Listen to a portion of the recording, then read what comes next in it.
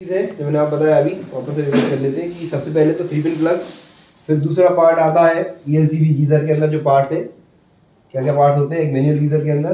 Plug हो गया 3 pin plug, ये अर्थिंग का है पॉइंट, फिर फेस का और न्यूट्रल का, ठीक है। तो उसके बाद ELCB को मतलब अर्थ लीकेज सर्किट ब्रेकर। ELCB का फुल फॉर्म क्या? ELCB अर्थ लीकेज सर्किट ब्रेकर, ठीक है। इसके बाद जो तीसरा पार्ट आता है वो आता है थर्मल कटआउट। ये कटआउट करेगा, यहाँ पर एक बीच में बटन होगा छोटा सा फ्री साइड का, ठीक है। चौथा आता है थर्मोस्टेट, ठीक है। ये कितने टाइप के होते हैं इसके हम अभी बात करते हैं अलग तरीके से। और चौथा जो पार्ट आता है ये आता है एलिमेंट।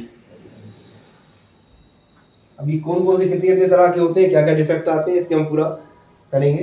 पहली चीज जो हमने बात की थी प्लग, तो सबसे पहले अगर कोई प्रॉब्लम कस्टमर कंप्लेंट आती है कि क्या प्रॉब्लम, मतलब गर्म पानी नहीं कर रहा, तो सबसे पहले हमें फोन पे ही पता कर लेना है कि साहब ये क्या ये लाइट जल रही है। यहाँ पे ELCB के ऊपर एक छोटी सी लाइट जली होती है रेड कलर की, जल रही है नहीं जल रही है। अगर ये जल रही है तो आपने जाके चेक ही करना पड़ेगा, क्योंकि आगे किसी कंपोनेंट में खराबी है। अगर ये नहीं जल रही है तो उनसे रिक्वेस्ट करिए सर ELCB के रीसेट बटन है बीच में, वो रीसेट बटन दबाएं। अगर रीसेट बटन दबाने से ये रेड लाइट चालू हो जाती है, गीजर चालू हो जाता है, दैट मीन्स ओके कोई प्रॉब्लम नहीं है। अब किसी वजह से कुछ शॉर्ट मतलब हो सकता है, माइनस स्पार्किंग की वजह से भी कई बार हो जाता है, हाई वोल्टेज लो वोल्टेज की वजह से भी ये ट्रिप हो जाता है। तो कभी नमी अगर चली गई इसके अंदर तो भी ये ट्रिप हो जाता है। तो अगर ये ट्रिप होके चालू हो जा रहा है तो चलने दें, उसको कस्टमर को पूछ सकते हैं कि सर आप प्रॉब्लम आए तो फिर बताएं अपने को। अगर दोबारा प्रॉब्लम आती है तो फिर आपको जाके चेक करना है कि इसके अंदर या तो नमी भरी हुई है, क्योंकि इतनी देर जगह चल गया इसका मतलब ये है कि अर्थिंग प्रॉब्लम तो नहीं है इसके अंदर, नमी वमी चली गई है, सुखाएंगे आप तो चालू हो जाएगा ये। तो अगर ये नहीं जल रही है फिर लाइट जब दबाने पे भी, तो फिर प्लग में से ही करंट नहीं आ रहा है, तो आपको यहाँ से प्लग से ही आपको स्टार्ट करनी है। कस्टमर बोले सर आप इलेक्ट्रिशियन को बुला के चेक करा लें। अगर आप लोग साइड पे है तो इधर पे फेस और न्यूट्रल देखें। फेस और न्यूट्रल वोल्टेज कितना आता है? 230 वोल्ट आएगा, ठीक है। फेस और न्यूट्रल के बीच में वोल्ट आएगा 230 वोल्ट, ठीक है, प्लस माइनस 5%। थोड़ा बहुत ऊपर नीचे हो सकता है 210 हो रहा हो सकता है, 240 हो रहा हो, 245 हो रहा हो। 240-45 से ऊपर भी नहीं जाना चाहिए। इससे हाई जा रहा है अगर वोल्टेज, तो मतलब वो हाई वोल्टेज पे भी प्रॉब्लम करेगा फिर, ठीक है। तो ये प्लग हो गया, फिर हो गया ELCB का काम क्या है मैंने बताया आपको, अर्थ लीकेज सर्किट ब्रेकर। नाम से ये तो पता चल रहा है कि अर्थ का लीकेज अगर होगा, अर्थिंग में अगर मतलब अर्थ अगर लीकेज हो रहा होगा तो सर्किट को ब्रेक कर देगा। ये नीचे पावर जा रहा है, फेस और न्यूट्रल जा रहा है, इससे बाईपास होकर इधर नीचे निकल रहा है, तो ये आगे नहीं जाने देगा, यहीं रोक देगा इसको। उसका निशानी क्या है? लाइट। अगर लाइट जल रही है तो यहाँ सप्लाई आएगी, लाइट नहीं जल रही है तो सप्लाई नहीं आएगी। आप यहाँ पर भी थर्मल कटआउट पे भी फेस और न्यूट्रल चेक कर सकते हो। मल्टीमीटर होना चाहिए आपके पास, सभी के पास, इससे आप चेक कर सको। और टेस्टर, नियॉन टेस्टर, दो चीज़ जरूर हो। जब भी आप चेक करो किसी भी प्रोडक्ट को हाथ लगाने से पहले, जो इलेक्ट्रॉनिक्स चल रहे हैं आसपास कहीं भी दिख रहा है आपको, तो आप पहले उसको अर्थ लगा के चेक करो नियॉन टेस्टर से, अर्थिंग तो नहीं आ रही है, नहीं करंट तो नहीं आ रहा है, तभी उसको छुओ। आप सीधे आके छू नहीं लो उसको डायरेक्टली। कई बार पानी भरा होता है, कोई और से प्रॉब्लम होती है, तो हमेशा पहले टेस्टर जला के देख लें, उसके बाद ही उसको छू के देखें। उसके बाद ज़्यादा हल्का लगा, फिर उसके बाद प्रॉपर हाथ लगा सकते हो आप, ठीक है। तो ये सेफ्टी प्रिकॉशन हमेशा यूज़ करें। और लाइन पे तो बंद ही करें काम करना है, वो चल रहा है तो काम ही नहीं करना है, ठीक है। तो ये फेस यहाँ से आएगा। इसके बाद हम यहाँ पे चेक कर सकते हैं इसका फेस और न्यूट्रल। यहाँ आ रहा है, लाइट जल रही है तो यहाँ पे आएगा, लाइट नहीं जल रही तो यहाँ चेक करने का मतलब ही नहीं है कुछ, ठीक है। तो ELCB काम इतना ही है। ELCB खराब हो सकती है दो वजहों से, या तो वो पूरा जल गई है अंदर से कुछ प्रॉब्लम, मतलब उसके कॉन्टेक्ट पॉइंट खराब हो गए, या फिर पानी चला गया है। तो पानी जाने के केस में अगर आप उसको खोल के सुखा लेंगे, इसका स्क्रू थोड़ा सा अलग तरह का है, नॉर्मल स्क्रू वैसे नहीं खुलेगा, बट अगर आप उसको सुखा लेंगे तो फिर आपको ये ठीक भी हो जाएगी। ये कई केसेस में आया कि आप लोग वहाँ से डिफेक्टिव करके भेज देते हो, हमारे पास आती है, हम चेक करवाते हैं, सही निकलती है, सूख जाती है रास्ते में आते आते, तो ट्रिप हो रही ध्यान नहीं हो रही। दूसरा, अगर अर्थिंग में इसके करंट आ रहा होगा बाई चांस, उसके अर्थिंग ही प्रॉपर नहीं डाला, अर्थिंग करंट रहा तो भी ट्रिप करेगी। आप बदल भी दोगे तो भी ये ठीक नहीं करेगी काम, क्योंकि उसके अर्थिंग में ही करंट आ रहा है। तो आप जब इसका अर्थिंग वाला वायर निकाल दोगे उस केस में तो ये काम करने लगेगी। अर्थिंग वाला वायर निकाल दोगे तो इसका इंडिकेशन है कि अर्थिंग सही नहीं है। अर्थिंग को चेक कैसे करते हैं? फेस और न्यूट्रल के बीच में, आप मैंने बताया फेस और न्यूट्रल के बीच में सपोज अगर 230 वोल्ट आ रहा है, तो न्यूट्रल मतलब ये फेस है, ये न्यूट्रल है, और ये है अर्थिंग, ठीक है। और न्यूट्रल और फेस के बीच में फेस और अर्थ के बीच में चेक करेंगे हम पहले। फेस और न्यूट्रल के बीच में 2 चीज चेक किया, फेस और अर्थ के बीच में चेक करेंगे, ये भी लगभग इतना ही आएगा। अगर अर्थिंग अच्छा है तो सेम ही आएगा, अगर अर्थिंग थोड़ा बहुत वीक होगा तो कम हो जाएगा, अर्थिंग और ज़्यादा अच्छा होगा, न्यूट्रल से ज़्यादा पावर मिल रही होगी अर्थ को, एक बार न्यूट्रल पार्ट नहीं किया होता प्रॉपरली तो हो सकता है वोल्टेज बढ़ के मिले आपको, यहाँ पे आपको 210 मिल रहा है, यहाँ पे 230 मिले, ठीक है। तो ये इसका इंडिकेशन है कि अर्थिंग अच्छा है कि खराब है। फिर अपन को तीसरी चीज देखनी है न्यूट्रल और अर्थिंग के बीच में।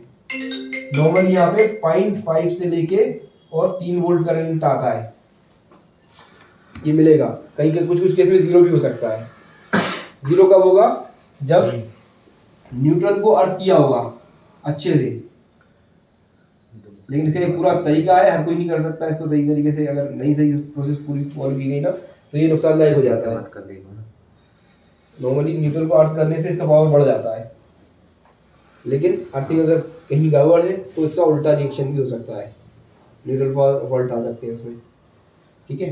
तो लेकिन आपको ये ध्यान रखना है कि न्यूट्रल और अर्थ के बीच में 0.5 से 3 वोल्ट तक आता है, ठीक है। ये अगर ये इतना अगर वेरी सही आ रहा है आपका तो मतलब आपका प्रॉपर वोल्टेज है। तो ये आपको चेक करना होता है हर बार, ये नहीं कि आपने वो तो जो खराब था वो बदल दिया। और हमेशा डिफेक्ट को स्टेप बाय स्टेप फॉलो करना है आपको। ए पहले चेक करना है, सबसे पहले पावर आ रही कि नहीं आ रही। बी एलसीबी चेक करनी है आपको। सी थर्मल कटआउट चेक करना है। उसके बाद डी आपको थर्मोस्टेट चेक करना है। फिर ई एलिमेंट चेक करना है। A B C D E से चलना है आपने हमेशा। आपको कभी ऐसा नहीं कि सीधा आखिर में बोल जाए, स्टेप बाय स्टेप चेक करो। सेकंड्स लगते हैं इसके अंदर चेक करने में, ज़्यादा नहीं लगता। थर्मल कटआउट, अब थर्मल कटआउट क्या होता है? थर्मल कटआउट जो है वो ये इसकी 2 तरह के आते हैं थर्मल कटआउट भी। एक तो आता है जो उसकी बॉडी के ऊपर ही चिपका हुआ होगा, ऐसे चौकोर होगा, बॉडी के ऊपर चिपका हुआ, टैंक के ऊपर, मतलब टैंक से चिपका हुआ होगा। और दूसरा होगा कैपिलरी टाइप का, जिसमें कैपिलरी निकली होगी। या एक तीसरा टाइप का होता है जो छोटे गीजर्स में आता है, ऐसा पिन टाइप का, जो एक लंबी सी डंडी निकली रहती है, ऐसी ऐसी टाइप की डंडी रहती है, नीचे ऐसा चौड़ा सा वो रहता है, नीचे इसका फेस न्यूट्रल कनेक्टेशन रहता है। ये पूरा अंदर उसके अंदर चला जाता है गीजर के अंदर, ठीक है। दूसरा मैंने जो बताया कैपिलरी टाइप का, एक छोटी सी कैपिलरी टाइप की ऐसी निकली रहती है, ये लेकिन कम यूज़ होता है, ये आपको गीजरों में अपने तो खैर देखने को मिलेंगे नहीं, है ना। तो इस तरीके से इसके अंदर ये टैंक के अंदर जा रहा होगा, ठीक है। इसी सेम वे में थर्मोस्टेट भी ऐसी होता है। और तीसरा जो मैंने बताया आपको कि पूरा चिपका होगा, सॉरी तीसरा पॉइंट है जो पूरा चिपका होगा, कुछ नहीं होगा, एक बॉक्स से दिख रहा होगा, बीच में एक छोटा सा स्विच हो सकता है या बड़ा स्विच हो सकता है। अलग अलग मॉडल्स में आपको कंपनी में भी इवन अलग अलग चीज़ें देखने को मिलती हैं। ये कैसे काम करता है? इसका काम ये है कि 85 डिग्री से 80 डिग्री से ऊपर पानी का टेम्परेचर अगर पहुंचा, 80 डिग्री पहुंचा, तो 85 डिग्री है हमारे पास शायद इसका 90 मान लेते चलिए 90 है। मेरा कंसर्न क्या है कि इसका जो टेम्परेचर यहाँ पे थर्मोस्टेट का मैक्सिमम जाता है 70 डिग्री, ठीक है। 70 डिग्री इसको पकड़ के चलते हैं अपन। तो इसको अगर ये आपका 80 डिग्री की 85 डिग्री पे डिज़ाइन रहता है, अगर इसके ऊपर जाएगा अगर टेम्परेचर तो ये ट्रिप कर जाएगा। ये ट्रिप करेगा तो चालू नहीं होगा अपने आप, इसको बटन दबाना पड़ेगा आपको, ठीक है।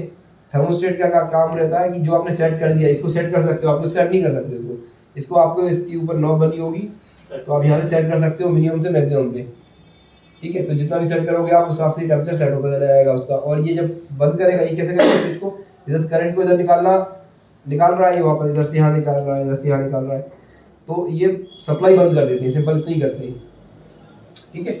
अच्छा एक चीज़ और थी, ये इसमें ट्रिप होने के बाद इसका थोड़ा फंक्शन भी समझना चाहिए हमें। इसमें अंदर होती है बाई मेटल, 2 मेटल अलग अलग होती है जो हीट पैल के वहाँ के फैलती है, फैलेंगी तो अलग अलग, जैसे आप क्या समझाऊँ मैं, वो जो हेयर बैंड आता है ना चिपटी वाला, वो लगाती है लेडीज, ऐसे डाल के अंदर भी दबा देते हैं तो ऐसा मुड़ जाता है, चिमटी टाइप का जो आता है वो। एक तो आता है जैसे दबने वाला, और एक ऐसा मुड़ा हुआ टाइप का रहता है जो ऐसे पीछे मोड़ो तो ऐसा खुल जाता है।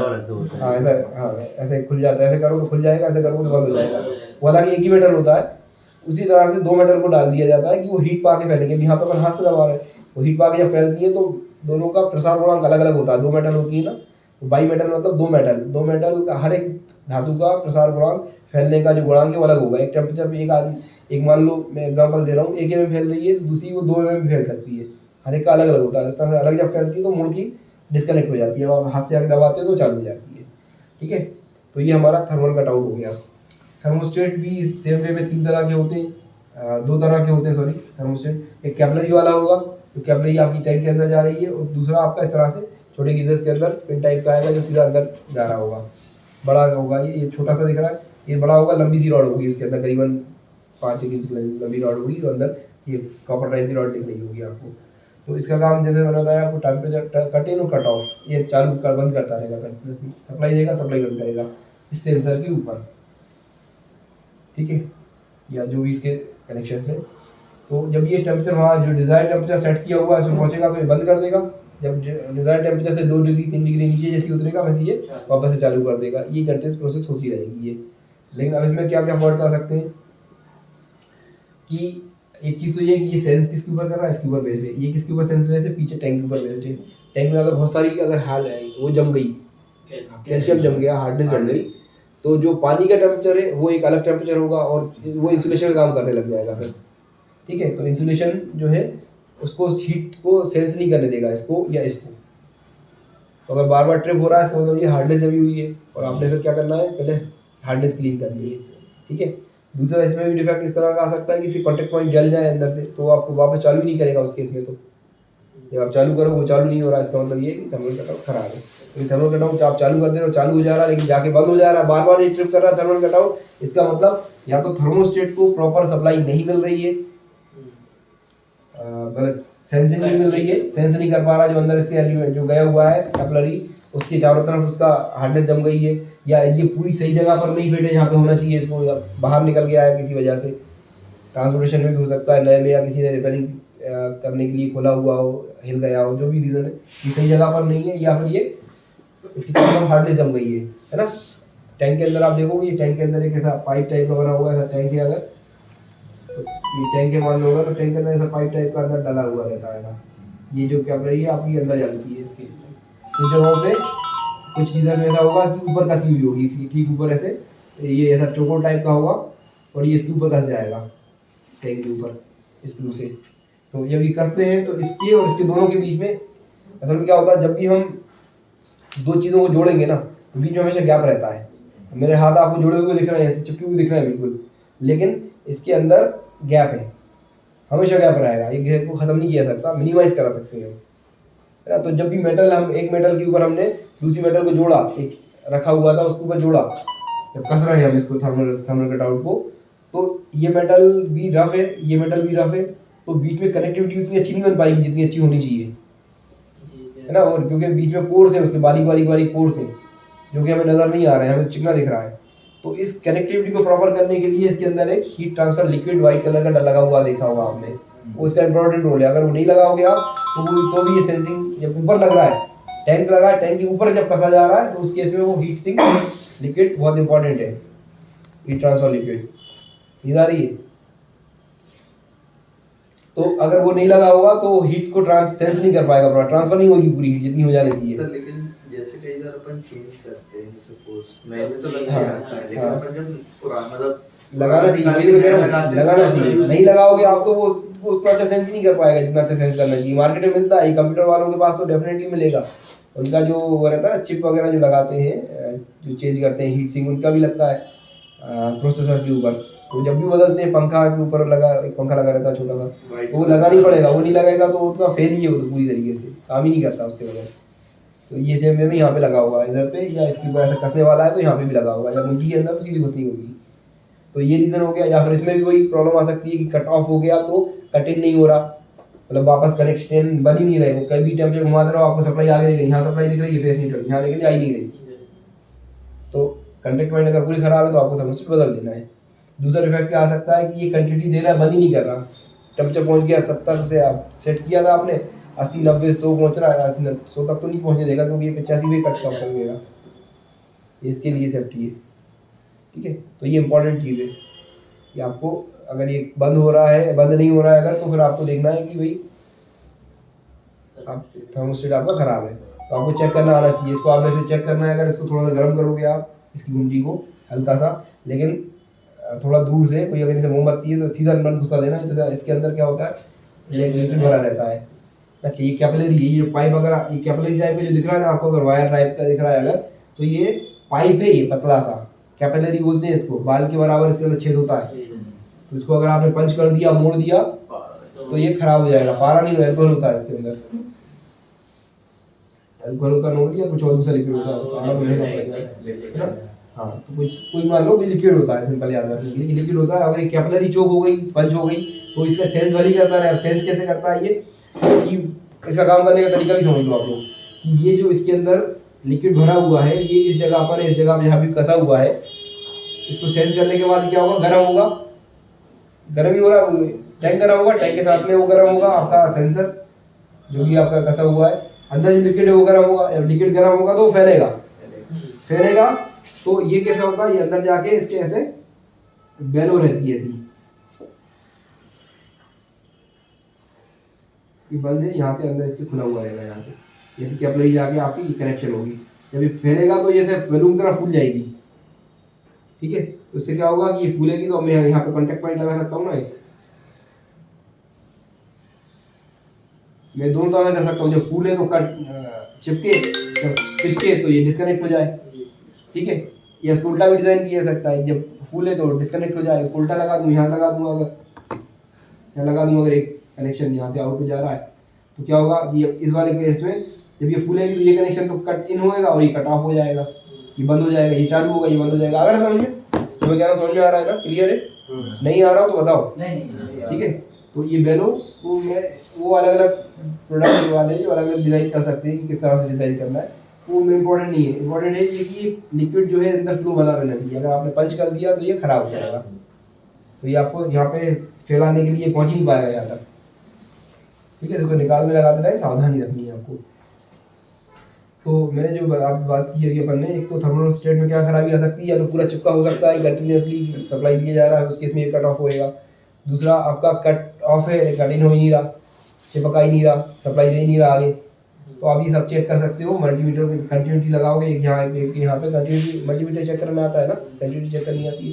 कंटिन्यूटी आप लगाओगे, इसको थोड़ा सा हीट करोगे दूर से, तो ये कट ऑफ करेगा और कट इन हो जाएगा। अगर ये से काम कर रहा होगा तो थर्मोस्टेट सही है, चेक करना आना चाहिए। एक्यूरेसी आप मतलब मैंने बोल दिया ये खराब यही खराब है, ये नहीं तुक्का लगा रहे हैं अभी ALCB भेज दी, अरे अब उसके बाद क्या, अरे इससे भी नहीं हो, चलो थर्मोस्टेट भेज दो, अरे इससे भी नहीं हो, चलो थर्मल कट आउट भेज दो, अरे अभी भी नहीं चालू हुआ, एलिमेंट तो भाई पूरी बदल गया, आपको फिर बचा क्या गीजर के अंदर, टंग सिर्फ टैंक बचा गया, ठीक है।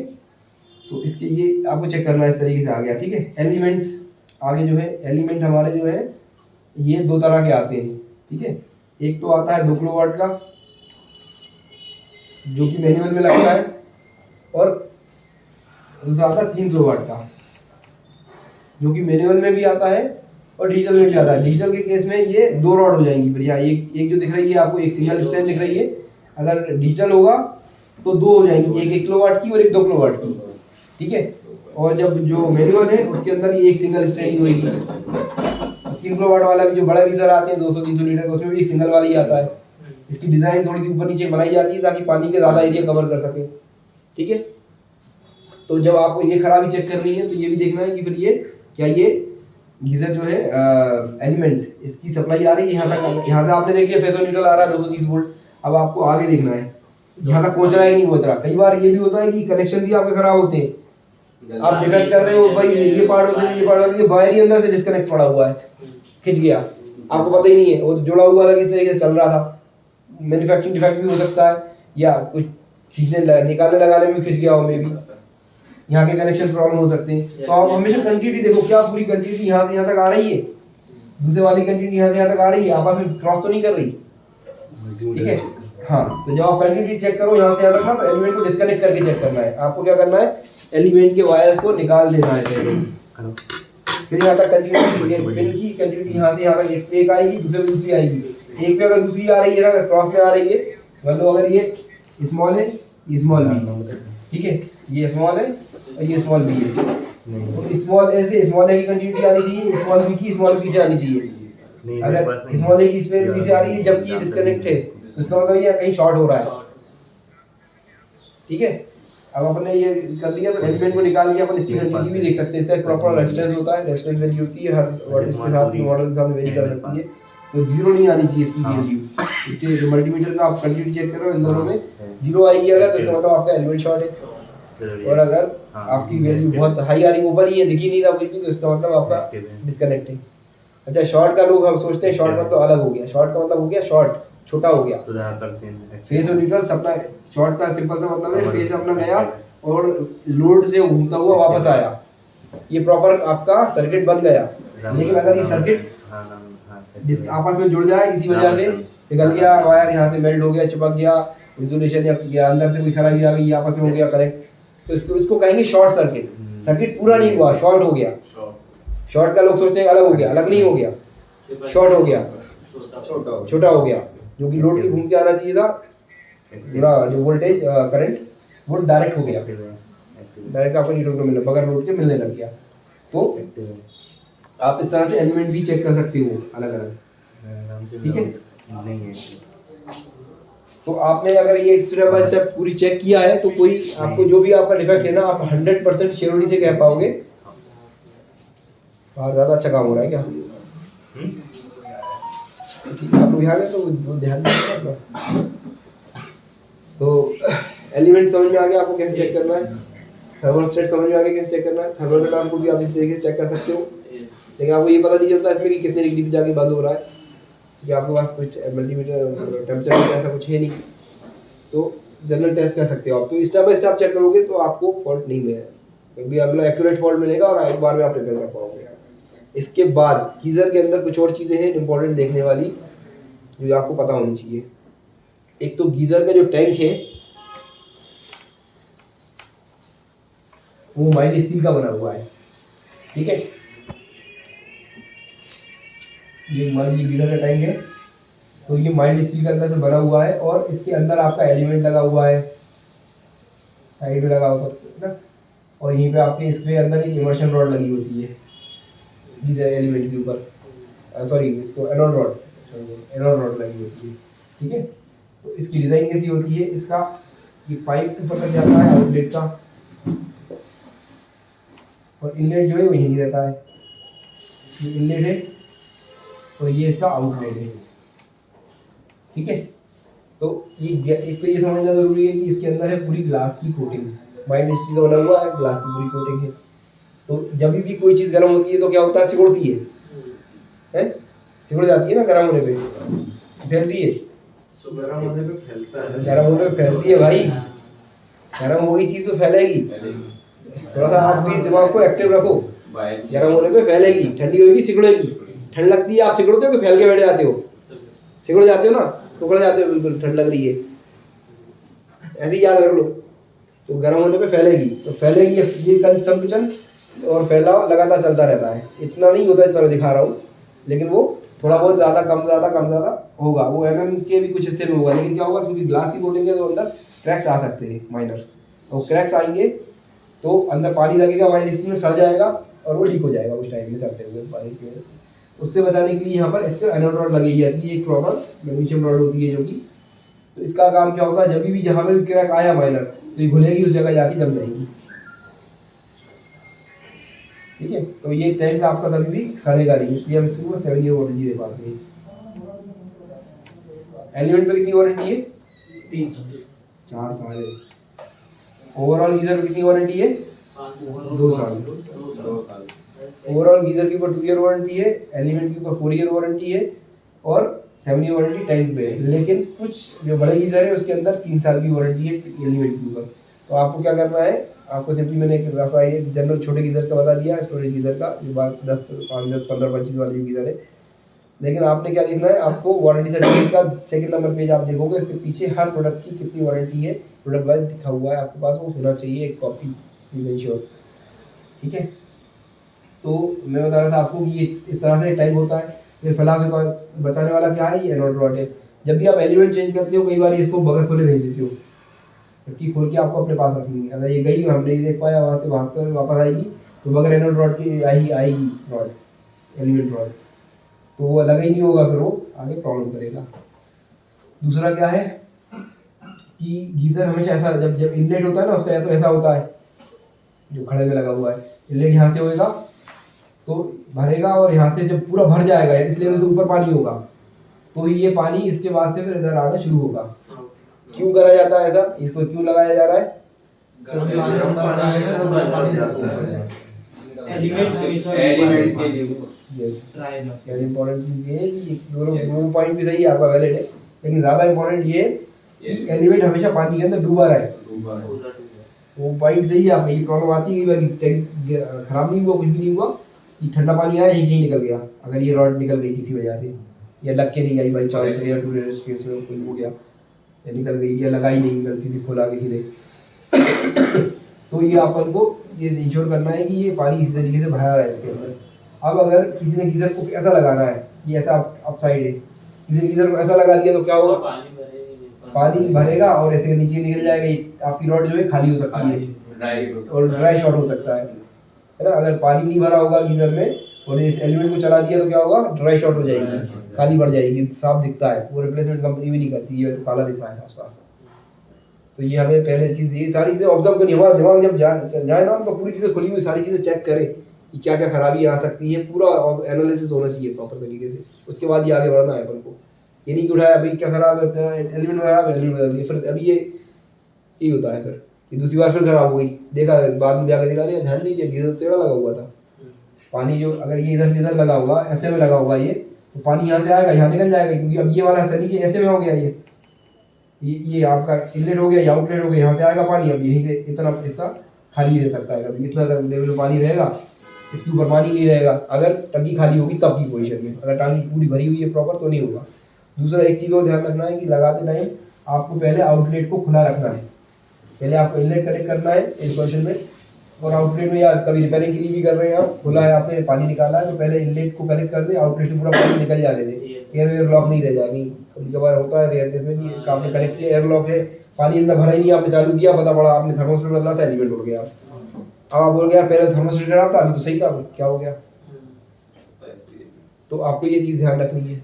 कुछ बार ये भी होता है जैसे कि अपना आउटलेट का जो पाइप है अंदर से भी कभी कभी क्रैक हो जाता है, पानी तुरंत वो भी, हाँ वो रेयर केस वो भी आ सकते हैं। मतलब आपको अगर आपने समझ लिया ना प्रॉब्लम क्या, मतलब काम कैसे करता है वो पार्ट का क्या फंक्शन है, तो आप फिर डिफेक्ट आसानी से ढूंढ लोगे, वरना आप तो तीर तुक्के चलाते रहोगे।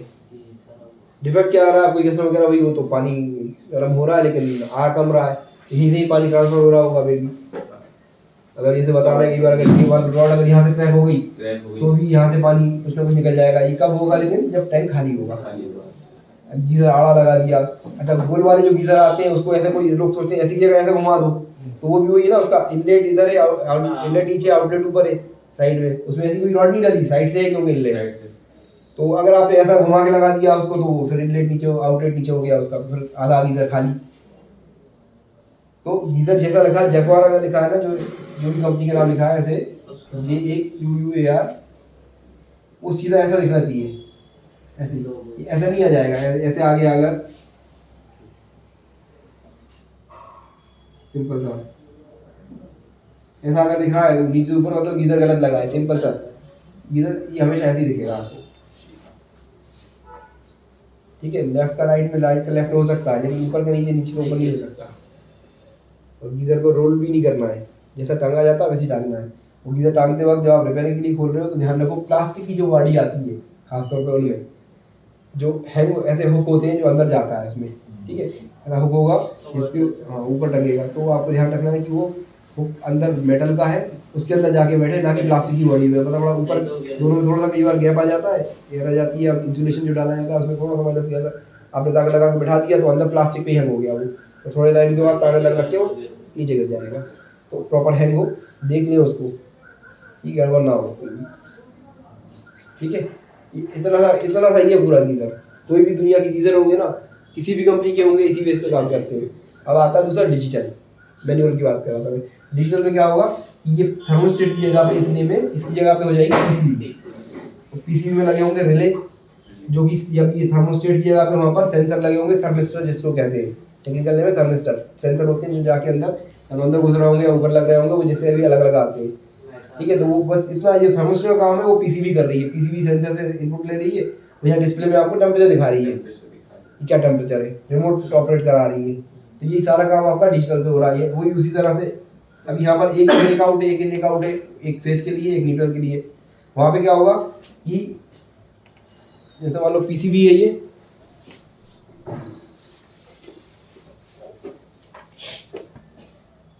मान लो पीसीबी है, तो इसमें दो तरह के रिले हो सकते हैं, एक तो ऐसी हो सकते हैं इसमें फेस और न्यूट्रल दोनों हो, एक हो सकता है जिसमें न्यूट्रल डायरेक्ट हो जाए, ये आया न्यूट्रल अपना, ये आया अपना फेस, तो अंदर जाके सबसे पहले क्या होगा, ये मान लो फेस हो गया, न्यूट्रल हो गया, तो न्यूट्रल तो ये अपना बाईपास होकर के रिले पे पहुँच जाएगा। एक रिले लगा होगा, ठीक है, और दूसरा रिले लगा, 2 रिले लगे होंगे पर हमेशा कम से कम, ठीक है। ये आउटपुट हो गया, ऐसे पिन होंगे उसके ऊपर, ठीक है। तो यहाँ पे आप अपना एलिमेंट लगाओगे, एक एलिमेंट का वायर यहाँ लगा दोगे, एक एलिमेंट का वायर यहाँ लगा दोगे। न्यूट्रल जो है अपना, और ये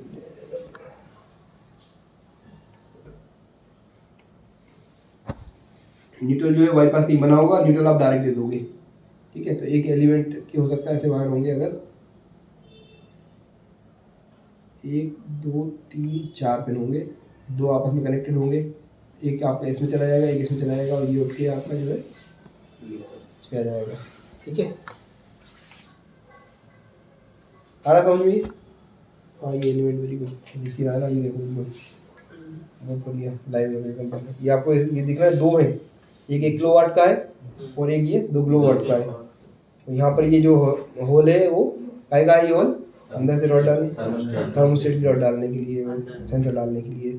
और ये आपका जो है, ये मैंने जैसे बताया था कि ये दोनों पिन कनेक्टेड है, यहाँ पे न्यूट्रल लग जाएगा, और यहाँ पे एक फेज, यहाँ पे दूसरा फेज। तो जब ये रिले आउटपुट देगा तो एक एलिमेंट चलेगा, जब दूसरा रिले देगा तो दूसरा एलिमेंट चलेगा, जब दोनों देंगे तो दोनों चलेंगे। तो उसमें सेटिंग भी रहती है कि 1 किलोवाट पे चलाना है, 2 किलोवाट पे चलाना है, या 3 किलोवाट पे चलाना है, ठीक है। तो इस तरह सेटिंग अपन इसी पर डिपेंड करती है। थर्मोस्टेट भी रखें क्या, थर्मोस्टेट बताऊँ। और ये जो है, ये मैनुअल वाला, इधर मैनुअल वाले का है, इसमें सिर्फ 2 ही पिन है, फेस और न्यूट्रल। और यहाँ पे ये कसने के लिए जगह बनी हुई है, वो एनोड रॉड है ना। इसमें भी अगर इसमें नहीं बनी हुई है तो इसका मतलब कि इधर में अंदर कहीं बनी होगी इसमें जगह एलिमेंट लगने, एनोड रॉड लगने के लिए। इसमें सीयू पर लगने की जगह बनी हुई है। तो मैं जो बता रहा था आपको, पीसीबी के केस में ये क्या हो रहा है कि फेस जो है इधर अंदर के अंदर जा रहा होगा। पहले तो 2 जगह जाता है फेस, एक तो समझ लो, एक तो जाएगा ट्रांसफार्मर पे, इसमें भी जाएगा फेस और न्यूट्रल। तो ये करेगा स्टेप डाउन, ये 230 वोल्ट अंदर गए, यहाँ से निकलेंगे बाहर 212 वोल्ट, ठीक है। 12 वोल्ट आने के बाद यहाँ पे ब्रिज रेक्टिफायर लगा होगा, डायोड से बनता है, जो कि एसी को डीसी में कन्वर्ट करता है। आउटपुट मिलेगा आपको एसी डीसी कन्वर्जन के बाद, यहाँ पर 12 वोल्ट डीसी हो जाएगा। यहाँ पे आपको एसी निकल रहा है ट्रांसफार्मर से, स्टेप डाउन को यहाँ मिल जाएगा। अब ये क्या काम करता है, ये इसके दिमाग को ऊर्जा दे रहा है, क्योंकि इसको भी खाना चाहिए ना, दिमाग चाहिए। इसका जो दिमाग है, इसकी पीसीबी है, रिले है, इनको सबको भी ऊर्जा चाहिए। तो ये स्टेप डाउन करके 12 वोल्ट में कन्वर्ट करके इसको पूरा कंट्रोलिंग ऑक्सिलरी सप्लाई इसकी कही जाएगी। और दूसरा जो बाईपास, ये कहाँ चला जाएगा अपना फेस और न्यूट्रल। एक तो न्यूट्रल डायरेक्ट चला गया एलिमेंट पे, और दूसरा उठ के चला जाएगा ये सिंपली रिले पे अंदर, एक ही चला जाएगा, एक ही चला जाएगा। तो जब आपका ये रिले ऑपरेट होगा, इससे आउटपुट होके एक एलिमेंट में चला जाएगा। जब ये रिले ऑपरेट होगा तो ये रिले ऑपरेट होकर दूसरे पे चला जाएगा, दोनों ऑपरेट होंगे तो दोनों पे चला जाएगा। न्यूट्रल होना जरूरी है। पता बड़ा आपने देखा यहाँ तो बाकी सब तो ठीक है, फेस में सब सही आ रहा है, न्यूट्रल ही नहीं आ रहा। तो मल्टीमीटर होगा तभी आप सही से चेक कर पाओगे। टेस्टर से आप फेस तो चेक कर लोगे, न्यूट्रल कैसे चेक करोगे? न्यूट्रल के लिए आपको मल्टीमीटर चाहिए। तो आप दिमाग खवाते रहो, उलझते रहो, यार फेस भी आ रहा है, ये भी आ रहा है, सब हो रहा है, बट गर्म ही नहीं हो रहा पानी।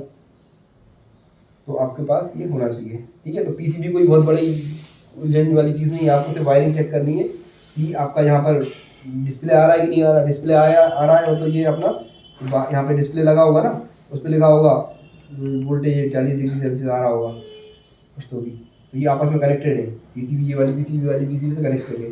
तो अगर डिस्प्ले आ रहा है, इसका मतलब ये आपका पावर आ रहा है यहाँ तक, और ये सप्लाई भी कन्वर्ट करके इसको दे रहा है। अगर ये डिस्प्ले नहीं आ रहा तो इसका मतलब पीसीबी खराब है।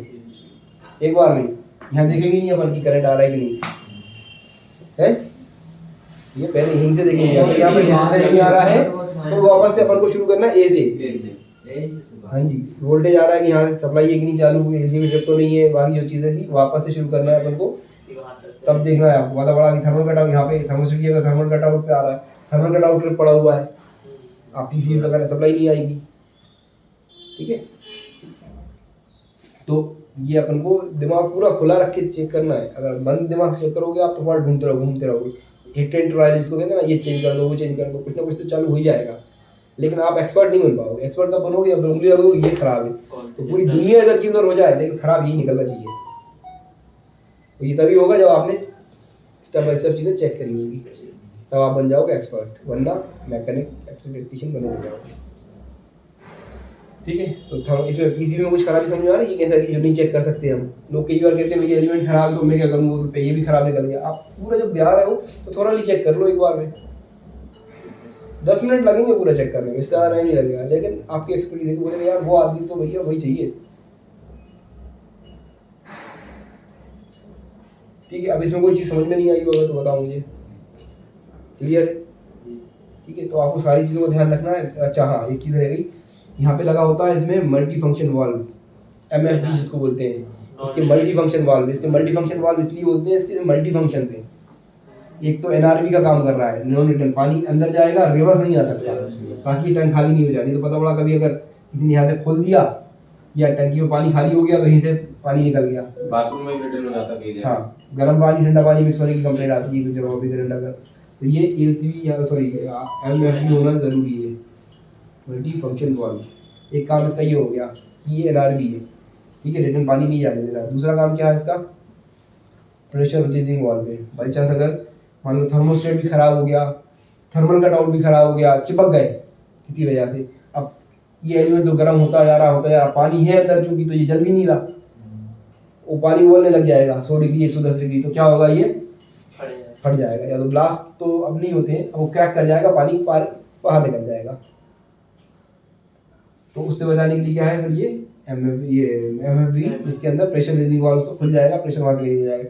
कई बार आप देखते हो जब प्रेशर लगा होता है वहाँ ड्रॉप पानी आता रहता है ना, क्योंकि 8 बार तक सेट रहती है, 8 बार से ऊपर जब जाएगा ना, अब नॉर्मली वहाँ पे सेट 3 बार है, लेकिन जब पानी गर्म होगा तो उसका भी प्रेशर बनेगा ना, तो ये ड्रॉप आता रहता है। तो इसीलिए इसके अंदर एक नली दी जाती है, पाइप दिया जाता है, ताकि पाइप लगा के नीचे उतार दिया जाए, ड्रॉप गिरे किसी के ऊपर गिरे नहीं, गर्म पानी नहीं गिरता, हालांकि यहाँ पे ठंडी गिरेगा।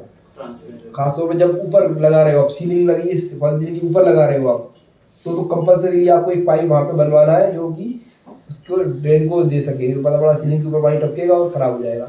ये तभी होता है जब आपका प्रेशर पंप लगा है। अगर प्रेशर पंप नहीं लगा तब भी ड्रॉप आ रहा है, इसका मतलब उसके अंदर कुछ प्रॉब्लम है, तो अंदर हार्डनेस जम गई है या वो खराब हो गया है, तो ये हो गया। ठीक है, अब हमने बताया 2 चीज़ें, एक तो NRV काम कर रहा है, दूसरा मल्टी अपना प्रेशर रिलीजिंग वाल्व काम कर रहा है, तीसरा क्या काम कर रहा है, एंटी वैक्यूम की काम कर रहा है। ये ठंडी जगहों पे होता है कि अगर अंदर ज़्यादा ठंडा हो गया, पानी चालू नहीं है, तो अंदर वैक्यूम हो जाए, बनने लगे, सिकुड़ने लग जाएगा, उसमें टैंक सिकुड़ के क्रैक कर सकता है। तो वो एंटी वैक्यूम काम करता है कि अंदर से हवा भी ले लेगा, तो वो उसके अंदर सिकुड़न नहीं आए। ये ज़्यादा ठंडी जगहों पर होता है, अपने यहाँ पर ठंडी होती है। चौथा काम क्या है, ड्रेन वाल्व। इसके लीवर लगा रहता है, ऐसा छोटा सा लीवर को आप उठा दोगे तो वो पानी ड्रेन हो जाएगा, बगैर खोले को पानी बाहर निकाल देगा, इसलिए इसको कहते हैं मल्टी फंक्शन वाल्व।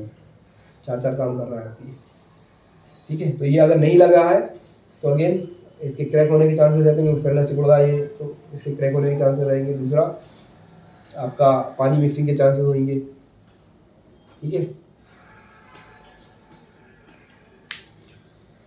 आगे समझ में ये सारी चीज़ें अपन को समझनी ज़रूरी है, तभी हम यूजर को सही समझ पाएंगे। इंस्टॉलेशन को देखना ज़रूरी है, इंस्टॉलेशन सही हुआ नहीं हुआ, सीधा हुआ नहीं हुआ, पानी आ रहा है कि नहीं आ रहा। अच्छा, कई बार पानी कम आता है, वो कस्टमर बोलता है पानी नहीं निकल रहा, क्योंकि आपको समझना पड़ेगा कि पानी की प्रेशर घटाने वाला है, टैंक है सिंपल, घटाने वाला है काम नहीं करता, बट मल्टी फंक्शन वाल्व के अंदर एक स्प्रिंग लगी हुई होती है जो कि थोड़ा सा रिवर्स करके रखती है, तो थोड़ा सा पुश करता है उसको। अब अगर टंकी ठीक उसकी ऊपर ही टंकी है तो प्रेशर मिलेगा नहीं। कई बार लोग करते हैं MFV निकाल देते हैं, ये नहीं निकालना है आपको कभी किसी इसमें। ठीक है, कस्टमर रिकमेंड करता है तो अंदर स्प्रिंग निकाली जा सकती है, बट वो भी अलाउड ऐसा नहीं है। नहीं, स्प्रिंग निकाल सकते हैं सर। हाँ, बट ठीक है, बट वो रिकमेंडेड नहीं है, उससे बढ़ जाता है प्रेशर, तो वो पुश निकालने के बाद पानी आ जाता है वो। तो लेकिन कोशिश ये करें, कस्टमर बोले तो प्रेशर आप टंकी हाइट बढ़ाओ या कुछ ऐसा करें, प्रेशर पंप लगाए, सर्कुलेशन पंप लगाए, जिससे कि पानी का फ्लो बढ़ जाए, बजाय ये करने के। ये तो आखिरी रास्ता, कोई रास्ता नहीं है तो फिर ये ठीक है, स्प्रिंग निकाल लिया आपने, कस्टमर ने बोल दी कि वही निकाल दो, कर देंगे। लेकिन NRV नहीं निकाल देना, इसकी MFV नहीं निकाल देनी है किसी भी हालत में। ये निकाली तो ये प्रॉब्लम कस्टमर को करेगा। हाइट की जगह बोले सर ना वो बाईपास में उतर के जैकवार कहाँ से वहीं से लेके आ रहा है? कोई भी कस्टमर कोई अपने नहीं, जगह का नहीं, नहीं है ना, जिसमें भी एमपी लगी ये होगी चीज- ना, नहीं नहीं वही चीज वो नहीं बताया। समझते कई बार। बाईपास पे। तो ठीक है। अपन ये सजेस्ट भी करते हैं कि जैकवार लगवाए चाहे आप हेवल्स लगवाए चाहे बजाज लगवाए, हाँ। आपको प्रॉब्लम जाएगी प्रॉब्लम वही होगी। हाइट है ही नहीं आपकी। ठीक है, कुछ और पूछना है आपको इसमें? क्लियर है सारे?